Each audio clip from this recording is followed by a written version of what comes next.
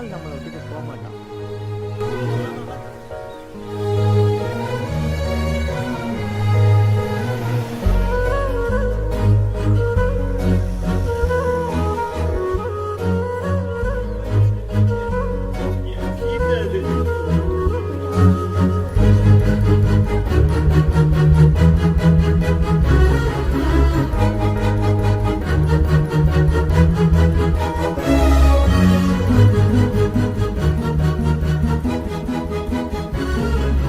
ఈరోజు మే 18వ తేదీ 2025 సంవత్సరము.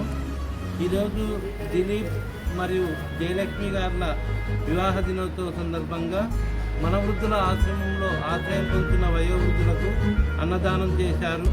కావున దిలీప్ గారికి మరియు జయలక్ష్మి గారికి వివాహ దినోత్సవ శుభాకాంక్షలు మరియు వయోవృద్ధుల యొక్క శుభాకాంక్షలు అందజేస్తున్నారు.